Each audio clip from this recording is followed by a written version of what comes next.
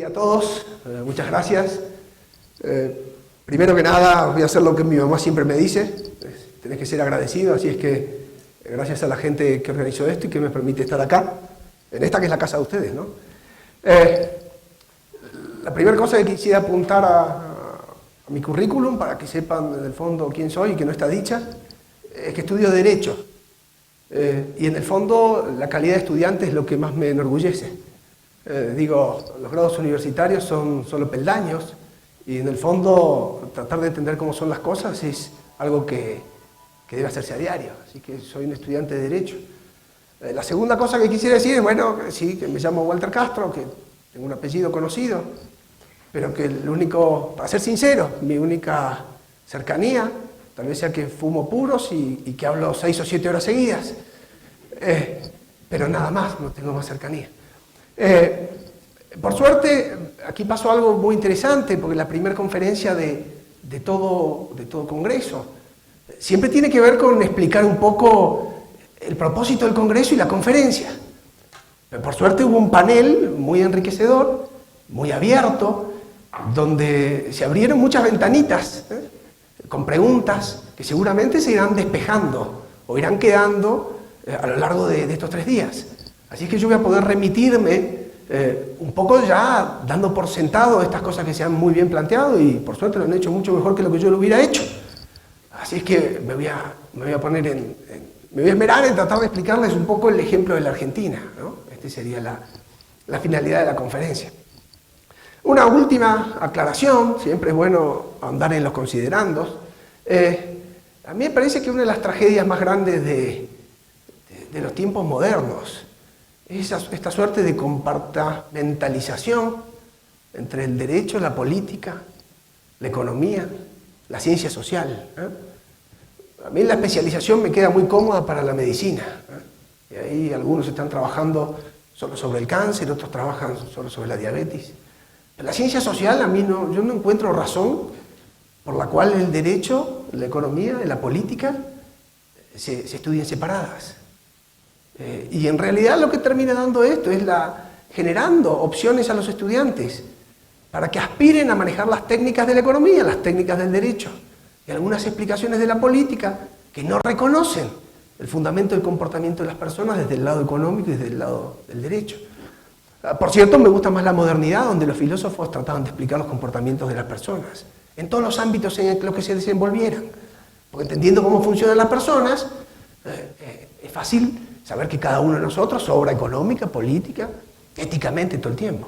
Entonces me parece un enorme esfuerzo y muy valioso en los tiempos que corren, esto del public choice, de que trata de integrar, nos mete a los economistas adentro de la política y adentro del derecho, ¿no? Y la otra cosa que me parece bien interesante es derribar las barreras que a veces existen figuradamente entre las universidades y poder hacer congresos universitarios e interdisciplinarios. Es un aporte enorme. En el fondo, si no, lo que uno termina es diciendo lo mismo con los compañeros de uno que también dicen lo mismo y se compite solo para decir las cosas un poco mejor. Aquí, si ustedes vienen de distintos lados, y así me dijeron, eso es muy bueno porque va a enriquecer por lo menos las inquietudes y los planteos para que después cada cual solo vaya sobre las cosas. Bueno, hace mucho tiempo, hace unos 60 años, fue a la Argentina un señor que se llamó Ortega y Gasset. La recomendación que dejó, dijo, bueno, argentinos, a las cosas, porque ustedes se la pasan hablando y haciendo consideraciones y no van nunca al punto. Así que termino todo este preámbulo y les voy a tratar de contar desde la perspectiva del public choice qué es lo que pasó en la Argentina. Y voy a tratar de hablar un poco más lento. Las presentaciones las puedo hacer rápido, pero ahora me pidieron que hable un poco más lento. Lo primero que quiero es que ustedes se sientan en Buenos Aires. Digo Buenos Aires porque es la capital. Yo no soy de Buenos Aires. Yo soy de Rosario. Y en verdad son bastante distintos los porteños que el resto de los argentinos. Así es que yo preferiría que se sientan más en Rosario, ¿no? Que es la ciudad segunda o la tercera. Pero quiero que se sientan en la Argentina y que por un rato traten de sentirse como los argentinos para empáticamente un poco internalizar lo que nos pasó a nosotros y por qué nos pasó, para que ojalá a ustedes nunca nada de esto les pase. Y yo no voy a hablar mal de la Argentina, ¿no? Estoy contento de vivir en mi país y voy a tratar de ser objetivo con lo que nos pasa y y con explicar cómo yo creo que somos, ¿no? Y a lo mejor este porrazo que nos dimos, este golpe fortísimo, este último, después de muchos otros que nos dimos antes, ¿acaso sirva para bajar la soberbia que todos los argentinos tenemos? Así que si vino para esto, bienvenido, porque si no hay humildad no hay aprendizaje. Y si este golpe, aunque sea muy sentido y muy doloroso, nos hace más humildes, a lo mejor encontremos la senda del crecimiento en serio algún día. Bueno, a las cosas. Les preparé 3 transparencias, solo 3. Y hice poner un pizarrón ahí porque me hace estar más cómodo a mí, no esperen mucho de él. Solo 3 transparencias para que nos pongamos en sintonía con los números de la Argentina. La ventaja de esto es que todos los números conducen al mismo sitio. Utilicen la metodología que quieran, apliquen los cálculos estadísticos que quieran, busquen la información del sitio que quieran. Por suerte, las cosas en Argentina, como la tendencia es muy marcada, y desafortunadamente para nosotros, son muy nítidas desde cualquier número. Así es que tampoco son números tan exquisitos, pero van a mostrar. Entonces, vamos a ver 3 transparencias. Creo que ahí ya está puesta la primera. En verdad, estas líneas son líneas de producto per cápita, ¿no? Es decir, lo que se supone que en promedio cada uno de nosotros percibimos de renta. Y está puesto comparativamente, las banderitas son las de los países a los costados, y lo único que quiero marcar con esto, mi única pretensión de esto, fíjense las líneas, les voy a hacer 2 o 3 posicionamientos de la Argentina. Para los años 70 o 60, la Argentina y España no eran tan distintas, económicamente, no eran tan distintas. Para los años 60. Si hoy agarramos el per cápita de la Argentina, de 60 hasta hoy, no voy a decir que es igual, pero está cerca, casi una constante. Es cierto, ha subido y ha bajado, pero está plano. Especialmente si hacemos un foco comparativo. España, por 5, multiplicó por 5. En 20 años. En 20 años de democracia argentina y en 20 años de democracia española. Democracias. Después de procesos dictatoriales en los 2 países. Por 5. Argentina era un país que le llevaba alguna ventaja económica fuerte al resto de Latinoamérica, en los ingresos per cápita. Bueno, puse 3 países, yo sospecho que esto ha pasado en la mayoría. Chile, Brasil y México, donde las diferencias han sido descontadas en los per cápita de una manera brutal. Brutal. Y si uno se va a la Real Academia, que es un ejercicio que hizo un amigo mío una vez, y en Argentina circuló un email con esto, y va a una definición de, qué sé yo, como el año 1900 o algo así, de Argentina decía, país que está llamado a competir con Canadá y Estados Unidos. Estuvo llamado y nunca fue a la cita. Y si lo viéramos hoy, 100 años después, estaríamos en un problema. Esto es lo que pasa en Argentina, está estancado hace 2 generaciones. Y creció mucho una vez, pero hoy no crece. Entonces uno debe preguntarse por qué hoy no crece y por qué alguna vez creció mucho. Para entender qué fue la causa de esto. Porque en el fondo es nuestra preocupación última, cómo vivir mejor. Vamos a pasar a la segunda transparencia. En verdad, lo que quiero mostrar, lo que ven ahí es lo mismo que vieron antes. Es la línea de la Argentina, pero acotada en la imagen, con un foco distinto. ¿Y para qué está puesto esto? Bueno, simplemente para que ustedes noten lo brusco, lo violento, lo dramático, ¿no? de este electrocardiograma. Así funcionan nuestros corazones en nuestra generación, digo. Crece, cae. Crece, cae. En 20 años, en 30 años. Hace unos picos brutales. La Argentina parece como de esos climas que se llaman continentales, ¿no? Que de día hace 50 grados de calor, como en el desierto, y de noche hace 50 bajo cero. Efectivamente en la Argentina pasa eso. No es que haga 50 de calor y 50 bajo cero, se crece brutalmente con tasas muy fuertes de crecimiento y después se cae brutalmente. Esto no es normal, pero es parte del modo en que las cosas se presentan en la Argentina. Una recesión, cualquier libro de economía, mainstream dice 3 trimestres de recesión. Pero la última recesión de la Argentina fue 3 años, más que 3 trimestres. ¿no? Una caída de las ventas, dice, Estados Unidos se preocupan cuando las ventas caen 3%, en Argentina caen 40%. Esto es una caída, se sacude la alfombra. Yo digo, son terremotos económicos. Terremotos económicos. Y digo, ¿esto es lo que pasa allá? Y la gente vive ahí. Nosotros vivimos ahí. Digo, y ahora voy a ir a la tercera secuencia. La tercera, pues no le voy a mostrar más que 3, simplemente para que ustedes se den cuenta de que estamos hablando. Y esto en este último tiempo. La tercera de las placas solo muestra cómo varía el nivel de empleo o el nivel de desempleo. No es normal que un país tenga 4%, a los 2 años tenga 25% de parados, después 16%, después 20%. Cuando uno tiene 25% de parados es 1 cada 4. En la familia todo el mundo tiene un desempleado. Cuando las cosas se dan, cuando vienen los palazos, vienen duros. Y después vienen las euforias. En Argentina hoy, si ustedes leen los diarios, dice pronta y rápida recuperación de la Argentina. Es cierto, está recuperando, ya el humor está mejor. Es la recuperación número 17 en 50 años. La Argentina recuperó 17 veces en 50 años. Sí, está recuperando, está recuperando. El problema nuestro es, ¿cuándo esa recuperación va a ser sustentable? Porque el juego en la Argentina es que crece y se cae, crece y se cae. Y digo, yo siempre, en Centroamérica, escucho hablar de los terremotos, ¿no? Siempre... Y qué vivencia dramática, que se te mueve el piso y que perdés la casa y que se muere un pariente cercano. Y en la Argentina, créanme que estas cosas son terremotos que generan iguales vivencias. Trabajaste toda la vida, ahorraste la plata, la metiste al banco y al día siguiente no está más. Todo el ahorro de tu vida. ¿Cómo le queda la cabeza a una persona? Crisis en el año 82. Una devaluación enorme. No voy a decir en el 75, 76, una que se llamó Rodrigazo. Crisis en el 87, cuando explotó el plan austral, 86, 87. Después vino el plan primavera, hiperinflación. Hiperinflación es cuando los precios crecen por horas, ¿no? ¿Verdad? Después vino otra hiperinflación, porque hicimos 2. Después vino la convertibilidad. Y ahí todos nos entusiasmamos. Y ahora sí hay estabilidad. Y la Argentina creció al 7, al 7, al 7. Primer mundo la Argentina, decía Wenceslao.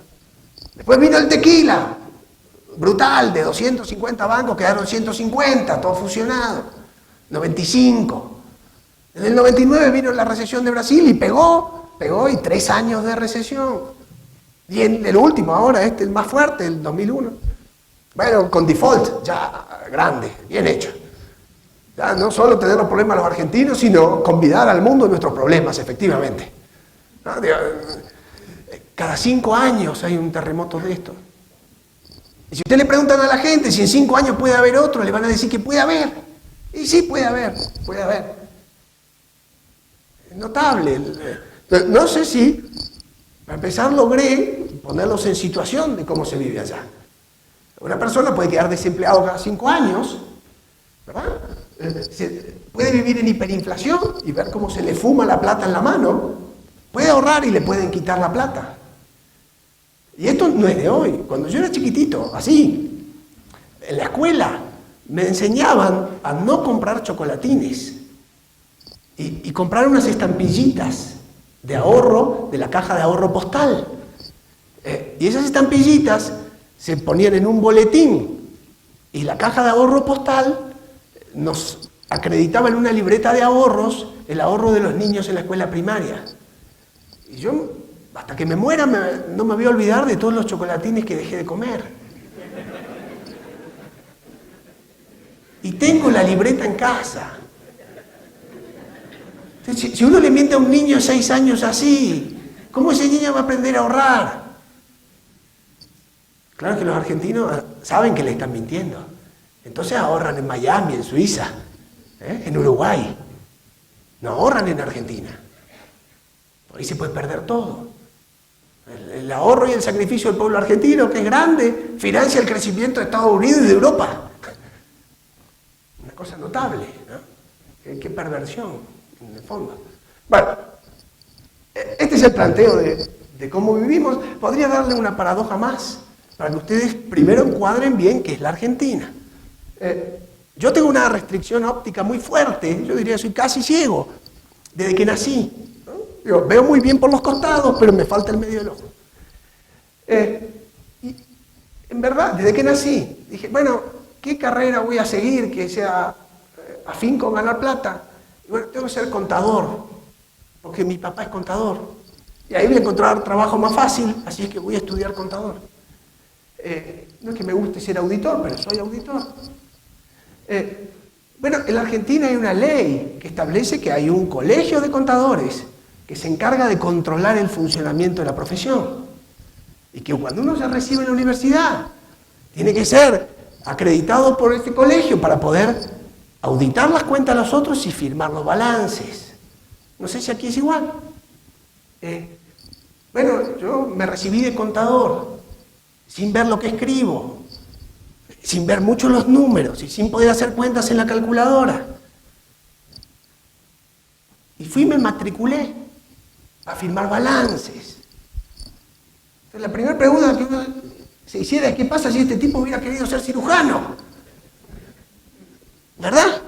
Y digo, ¿y para qué hay una ley que controla a los contadores y este finalmente, que no sabe lo que lee y no lo puede ver y firma como que está bien? Bueno, la cuestión es que a mí me parece que de una manera u otra, razonablemente, yo transgredí la regla, la ley. Pero la otra cosa que va en paradoja con esto, pues la Argentina es un país paradójico, es que a mí me contratan muchas empresas para que les firme los balances.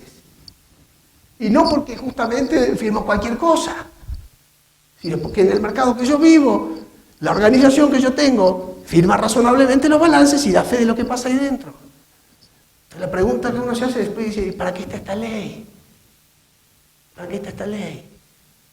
En Argentina hay muchas leyes que no se cumplen. Y le voy a dar otra que es peor. Digo, cuando se vio venir la corrida, y solo para el ejemplo, y con esto termino estas introducciones, todo el Congreso de la República Argentina, el Parlamento, se juntó en una reunión como esta y dijo: vamos a decretar por ley la intangibilidad de los depósitos. Eso tiene un número, es una ley con un número. Intangibilidad, ¿saben qué significa? Que nadie podría echar mano a los depósitos de la gente como lo había hecho el gobierno en años anteriores. Algunos ingenuos dijeron: ¿y quién te va a tocar los depósitos si hay una ley? Bueno, ustedes saben lo que pasó. Y la convertibilidad estaba por ley. Entonces, es complicado un país que funciona así. Porque si uno cuenta los impuestos que por ley están establecidos en la Argentina, sabe que hay 35% de ganancias y 21% de IVA.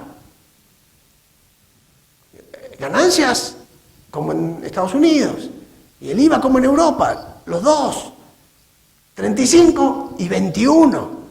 Y falta el impuesto provincial, que es un impuesto a las ventas.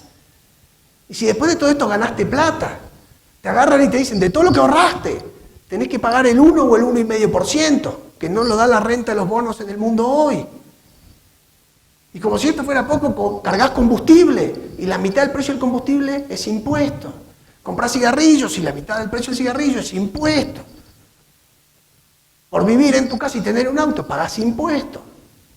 La pregunta es: con este sistema formal impositivo, ¿se puede mantener alguna actividad dentro de la ley integralmente? ¿Qué grado de rentabilidad necesita esta actividad?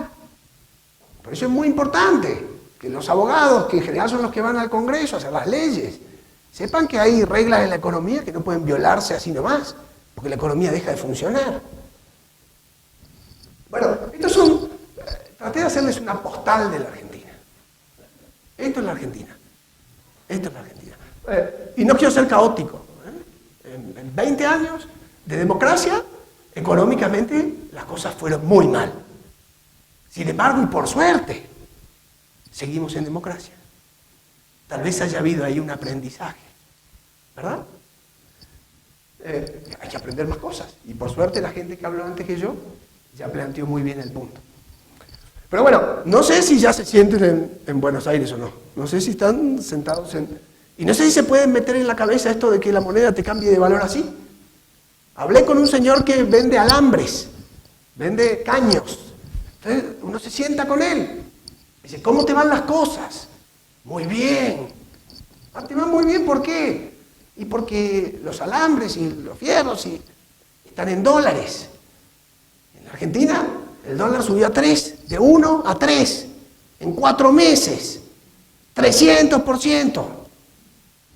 Por supuesto que los bienes que se llaman transables en economía suben y acompañan la suba del dólar, pues son bienes que están sujetos a precios internacionales. Así es que te va muy bien, sí, claro, la comisión mía es 3 veces lo que era. Ah, qué bien, sí. Y aparte vendo 3 veces más, porque el campo, que tiene unos precios formidables hoy, porque la soja está muy cara en dólares, y porque el dólar vale 3, está muy bien y compra alambre para cercar el perímetro. Entonces este señor en 2 años gana 9 veces lo que ganaba. Ahora a la par, me animaría a decir que un profesor universitario gana 1/9 de lo que ganaba en términos reales. Porque eso es un no transable, está en pesos. Y tal vez gane lo mismo o menos. Porque la recesión, esa recesión tan larga, había acomodado ya los precios de los salarios para abajo. Y la canasta familiar, lo que él compra para comer en el supermercado y el combustible, le subió fuertemente. Entonces, estos hoy ganan 1/4 de lo que ganaban. Y hay otros que ganan 9 veces más en 2 años. Una tortilla, un panqueque se dio vuelta. ¿Qué es lo que digo? Que sistemáticamente estos cataclismos generan ganadores y perdedores nuevos todo el tiempo, con intervalos de 5 años. Métanse en la cabeza para entender esto, y métanse en la cabeza de las personas más grandes. A casi todos los jóvenes que tenían sus primeros ahorros los agarraron adentro de los bancos. A las personas más grandes no las agarraron en los bancos. Y no hacía falta que fueran universitarios o no. Algunos ya habían aprendido cómo era la regla de juego en la Argentina. Entonces, así funciona la Argentina. Entonces, ¿en dónde estamos? Bueno, en un problema. Estamos en un problema. ¿Y cómo podría uno resumir este problema? Como un problema de aprendizaje o un problema de desaprendizaje. ¿Y por qué digo desaprendizaje? Y porque la Argentina alguna vez marchaba bien. Si hoy no marcha bien, es que tiene que haber desaprendido algunas cosas para equivocar el camino. Este es el verdadero problema de la Argentina.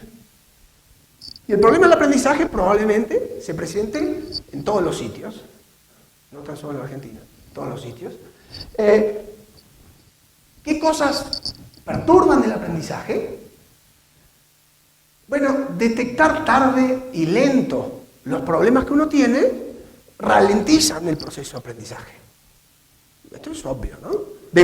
20 años de democracia, aprendimos. Después de 30 años de alternancia en la dictadura. Bueno, periodo largo para aprender. Largo nos llegó. Y no solo eso, las Malvinas en el medio, que nos dieron la idea de que basta de totalitarismo, mejor por las nuestras y en la democracia. 20, 30 años. Okay. Inflación, 40 años de inflación. 10, 20, 30, 50, 100 razonable. ¿Qué hubo que pasar para combatir la inflación? 2 hiperinflaciones. Ustedes no saben cómo se vive la hiperinflación. Uno cobra el sueldo, se va a la ventanilla de la casa de cambio a comprar dólares y después va vendiendo los dólares para que el sueldo no pierda valor. Eso todos los días. Eso es la hiperinflación. Y los que están más abajo, que son los que ganan en pesos, a esos los pulverizan, los jubilados, asalariados, eso es la hiperinflación. La inflación en la Argentina desde que empezó el proceso inflacionario hasta el final, si uno la quisiera poner en ceros, digo, para esto es muy valioso el pizarrón, porque les voy a dar una idea óptica. Un peso, cuando el peso era valioso, aquí atrás, un peso de esto sería el equivalente hoy de 1, 2, 3, 4, 5, 6, 7, 8, 9, 10, 11, 12, 13. Ese es el tamaño de la devaluación argentina desde que empezó con esto. Ese es el tamaño de la estafa que le hicieron al tenedor de buena fe de la moneda. Esa es la estafa que me hicieron a mí de niño en la caja de ahorro postal.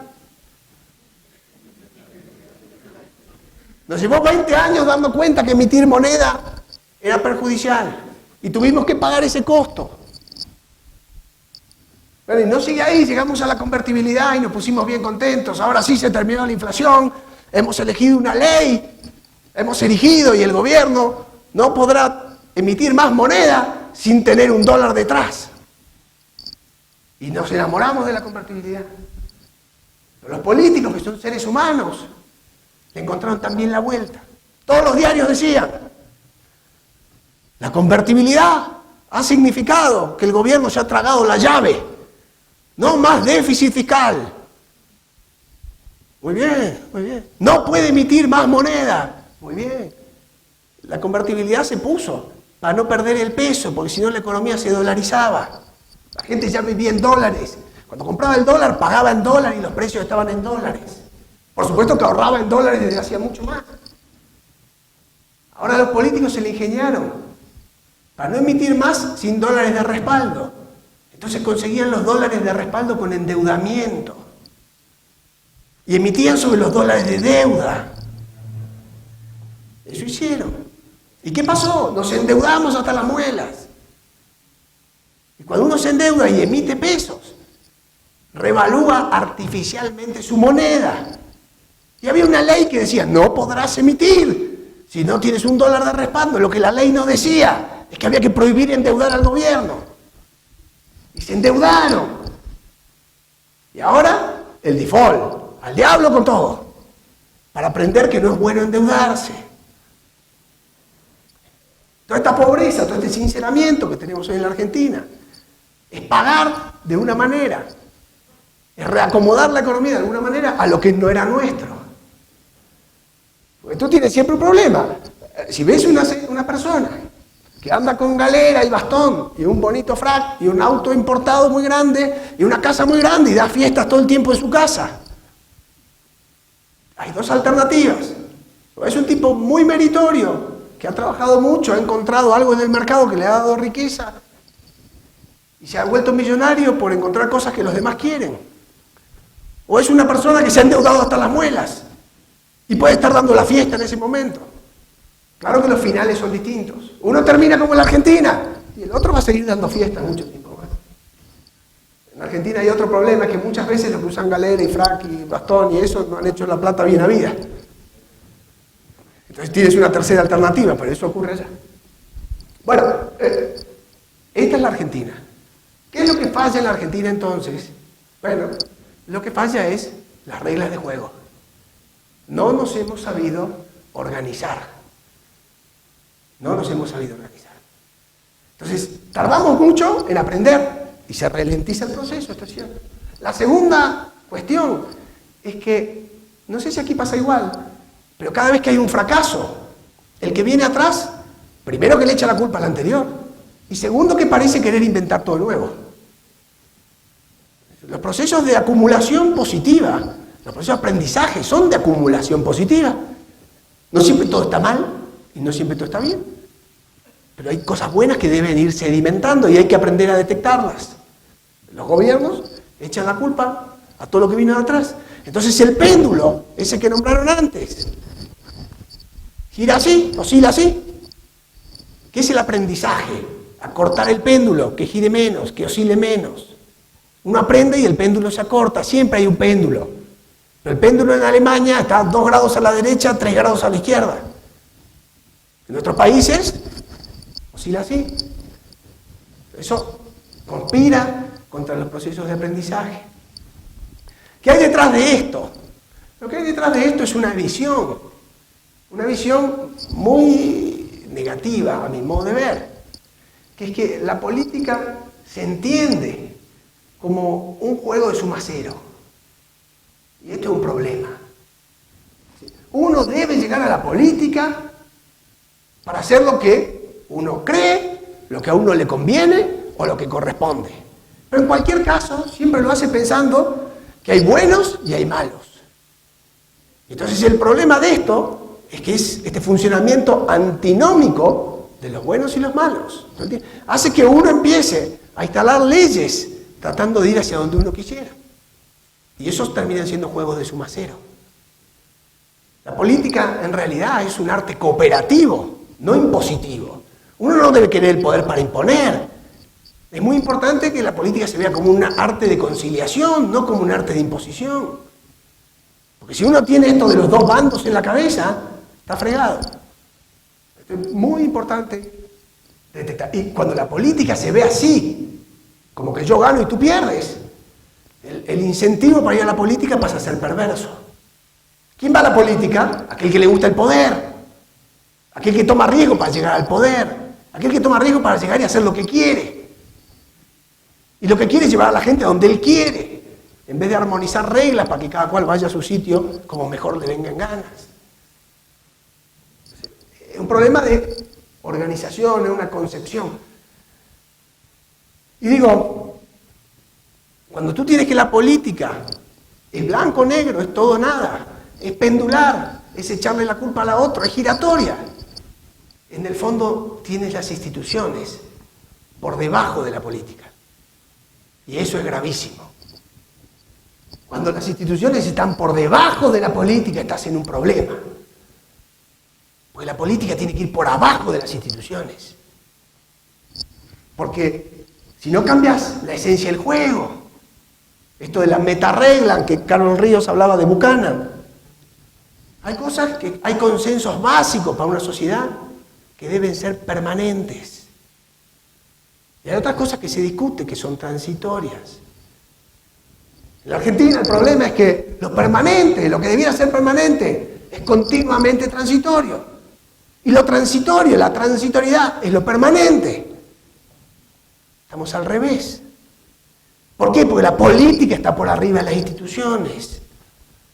Y esto es grave. Esto es muy grave. Este es el problema de fondo de la Argentina. Este es el verdadero problema de fondo de la Argentina. Ahora, claro, ¿cómo se genera un aprendizaje entonces para tener buenas instituciones? ¿O cómo se hace para no desaprender? A mí me gustaría decirles algo más sobre lo que ha pasado últimamente, porque hasta acá les di cuenta de que los gobiernos desde hace 30 años tuvieron siempre déficit fiscal. Este no, este último no, pero no paga la deuda. Pero no tiene déficit fiscal. ¿Habrá sido esto un aprendizaje? Ojalá que sí. Ojalá que sí. No tiene déficit fiscal, pero no paga la deuda. Digo, ¿cómo se da este proceso de aprendizaje en un país? ¿No? Pues les conté que llegamos al default, que tuvimos siempre desequilibrio fiscal, que emitían primero y se endeudaban después, o emitíamos primero y nos endeudábamos después. Y al final, esto es la pérdida para todos, ¿no? Digo, todos hemos perdido parte de los ahorros y nos hemos empobrecido en la recesión. Esto está claro. ¿Y por qué esto? Bueno, porque la vida es siempre así, ¿no? Digo, cuando tú fuerzas más de los límites, la realidad es vengativa. ¿Ah? Siempre es así. Digo, tú juegas al tenis y estás en el octavo de final y te lesionas el codo. Y dices, bueno, pero juego solo el octavo de final. Te vas al médico y le dices, ¿por qué no me infiltras el codo? Y el médico te pone una infiltración. Y juegas el octavo final y lo ganas. Y vas al cuarto final. Pero el codo está peor. Te le dice al médico, y bueno, más. Una aguja y una jeringa más grande. Porque tengo que jugar el cuarto final. Y juegas el cuarto final y lo ganas. Pero el codo está peor. Porque está jugando drogado. Pasas a la semifinal y le pides al médico y dices, ahora ponme una aguja muy grande y una jeringa muy grande, infíltrame mucho que no quiero sentir esto. Y ganas la semifinal. Bueno, y el cuento puede seguir hasta que salgas campeón o no, pero tu codo queda destruido. Y después el cuerpo te pasa la factura. La realidad te pasa la factura cuando tú vas más allá de los límites, de lo que se puede. La realidad te cobra. ¿Y por qué somos todos más pobres en la Argentina? ¿Y por qué nos hemos estancado? Porque nos hemos emborrachado. Por ignorantes, o por torpes, o por malintencionados, o que, la razón puede ser cualquiera. Ahora, lo que pasó en el 2001 es todavía peor. Porque que te roben la plata ya había pasado antes. Pero el 2001 fue peor. ¿Cómo voy de tiempo? ¿Cómo tengo que ceñirme a los tiempos? ¿Cuánto tengo? Ya me fui todo. Ah, bueno, entonces voy a cerrar esto con los últimos 2 minutos. Prometo que son 2 y me ha quedado toda la explicación que le iba a dar de por qué esto pasó, pero esto es muy bueno, así el año que viene me invitan a que le explique por qué. Lo último que quiero decirles es lo que pasó en el último año. Porque eso es lo peor de todos y contra eso ustedes tienen que batallar si alguna vez pasa aquí. Lo que no puede estar es el Estado haciendo una ley que esté en contra de lo que está bien. Entonces le voy a dar un solo ejemplo. Un solo ejemplo. Cuando el gobierno devaluó, el peso se fue muy abajo y el dólar muy arriba. Y había un montón de gente que estaba endeudada en dólares. Y había un montón de gente que tenía los dólares depositados. Entonces, ahí tienes un problema que es moral.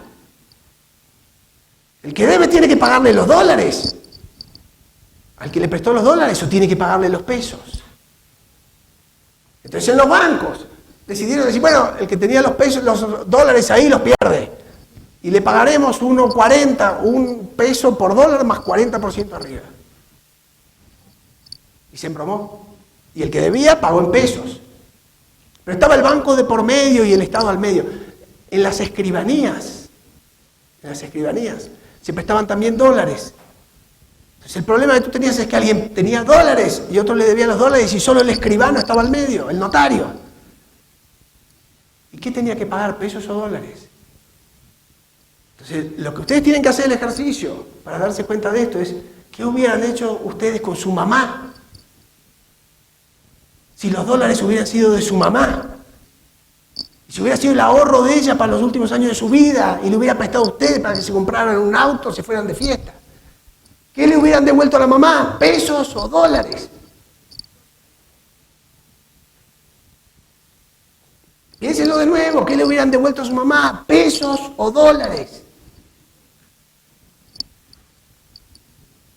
Entonces, si uno cumple la ley, devuelve pesos.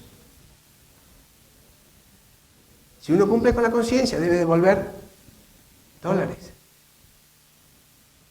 Pero si uno devuelve dólares, es un gil. ¿Saben lo que es gil? Es un papanata. ¿Cómo teniendo una ley para devolver pesos vas a devolver dólares? Si la ley te dice que le devuelvas pesos. Entonces, si uno quiere cumplir la ley, devuelve pesos y estafa a la conciencia. Si uno devuelve dólares es un papanata, pero no tomó ventaja de la ley. Entonces cuando lo legal y lo bueno están mal, es donde se empiezan a bifurcar los caminos del crecimiento y las anomias, porque a partir de ahí vale todo. Y cuando vale todo, las instituciones se desploman. Y cuando las instituciones se desploman, nadie piensa en el otro que tiene al lado, sino que piensa solo en uno. Las instituciones son lo que nos mantienen a nosotros cohesionados para vivir en un orden, en una sociedad. Y están por arriba de la política. Y están reñidas y pegadas con la moral. Bueno, y no puedo decir más porque el tiempo se me terminó. Así que para mí ha sido un gusto grande estar aquí. Si quieren hacer alguna pregunta, la pueden hacer a viva voz. Y quiero dar de nuevo las gracias a los que me invitaron. Y ojalá nunca tengan que pasar por esto. ¿Ok? Gracias de nuevo.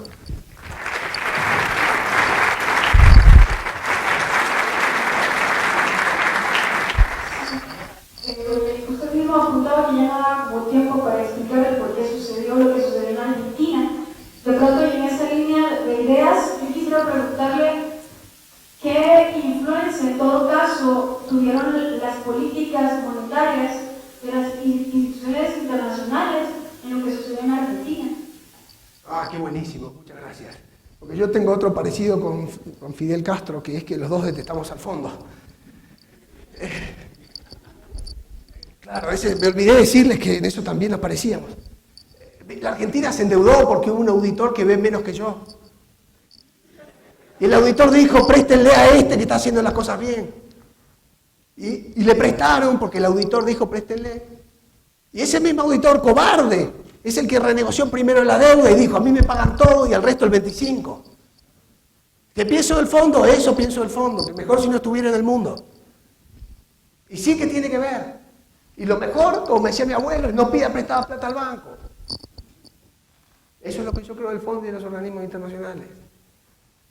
Eso es lo que yo creo. Existen y uno no puede vivir fuera de ellos. El mundo funciona así.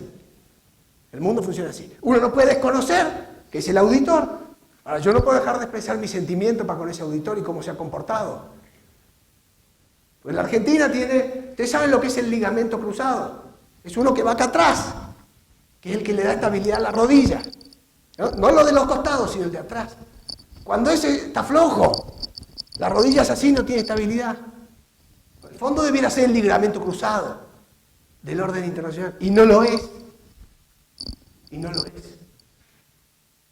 Entonces yo creo que sí tiene responsabilidad. Eso no nos exime de que nosotros tengamos que pagar nuestra deuda. No nos exime. Pero bueno, si este es el escarmiento que una generación tiene que pagar para que alguna vez le deje a los que siguen algo bueno, tendrá que asumirlo como tal. Y lo que es una lástima es que ese endeudamiento no ha ido seguramente a los bolsillos de todas las personas que ni siquiera saben que existe el fondo. Pero es labor de los intelectuales advertir estas cosas. Porque en el fondo, toda la discusión es una discusión de ideas. La gente tiene que tener claras ideas, tiene que comprender. Digo, ahora, ¿puedo aprovechar esta pregunta para robar un minuto de tiempo? Voy a hacerlo, porque si no me van a criticar que hice traer un pizarrón en vano. Ah, pero tengo que borrar los ceros. Prometo que es muy poquito tiempo.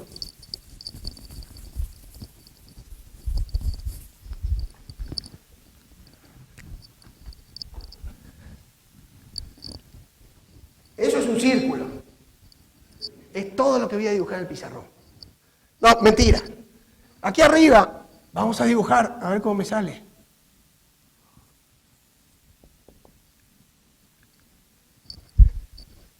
Voy a dibujar otra cosa aquí abajo, así saben lo que es lo que está arriba. ¿Qué es esto? La gallina.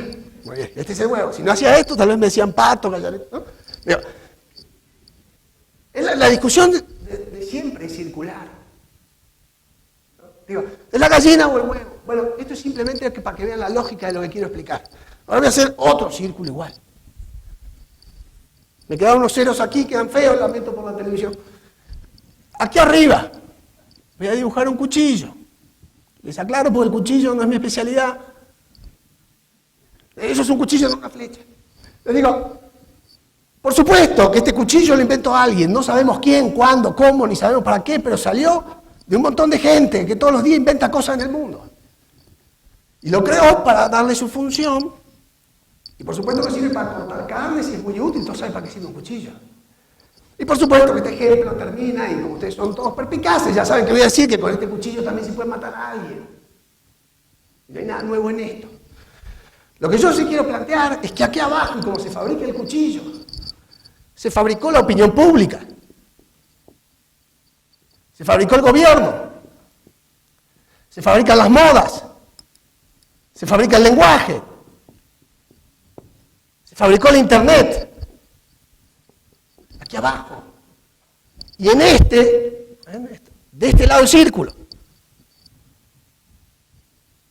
Ahora, la internet nos devuelve pornografía y basura adentro.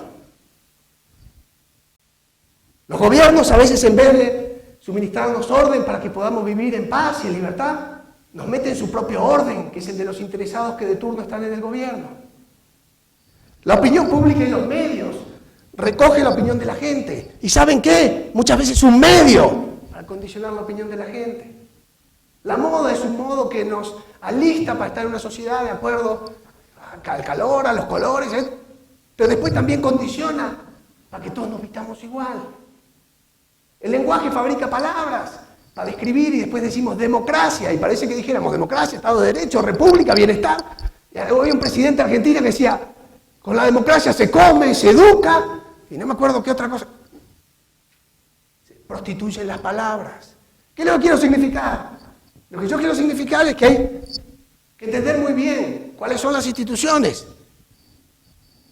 que son el resultado de la invención de la gente para mejorar su bienestar y cuando empiezan a malversarse. Y dejé una para el final. La que dejé para el final es la ley. Y en esto recomiendo enfáticamente que vayan al libro de Bastiat, ese que tradujeron por aquí en el CES, en el marroquín. ¿Y qué es la ley? Bueno, puestos todos de acuerdo más o menos cómo se vive en sociedad, la ley es el modo de poder por escrito para dar más previsibilidad y que todos podamos respetarla de acuerdo a lo que estamos de acuerdo. Esa es la ley.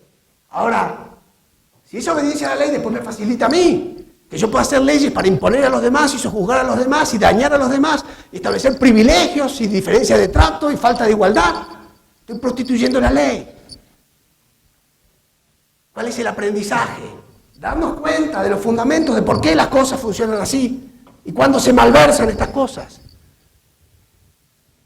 Esta es la clave. Y esto es el aprendizaje.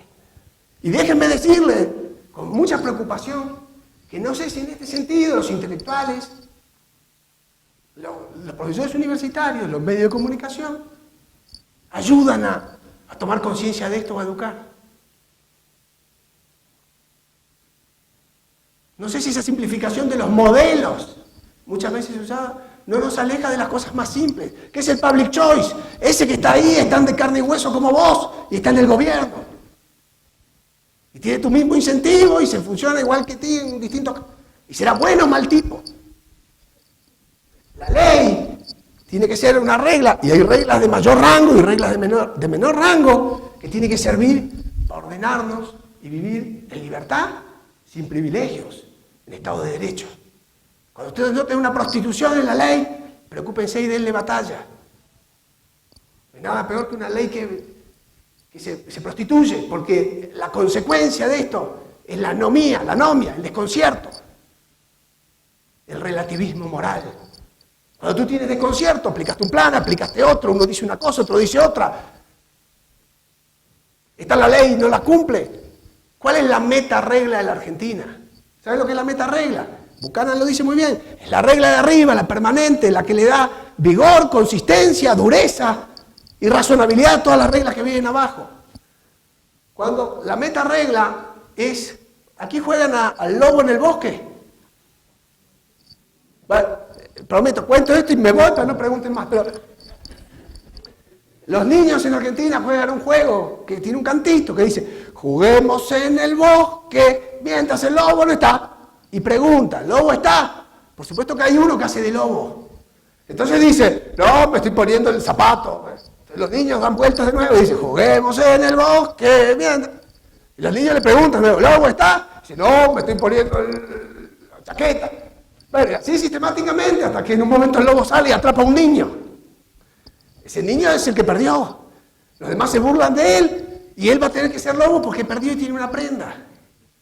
Entonces, todos tienen libertad de corretear por ahí. Al que lo agarra el lobo y lo mete, ese perdió y es un tonto. Esa es la meta regla en la Argentina. Todos queremos libertad para transgredir la ley y el tonto es al que lo agarran. Y es difícil que un país prospere con esa meta regla. Y eso es lo que tenemos que aprender. A lo mejor nos falta otro default, 2 devaluaciones más, 3 hiperinflaciones nuevas, o ver el índice de pobreza que llega a las nubes y que nos llega a todos hasta el cuello. Y no sé si aprenderemos, yo espero que sí. Así que bueno, terminó mi tiempo. Gracias de nuevo, un gusto grande de estar aquí.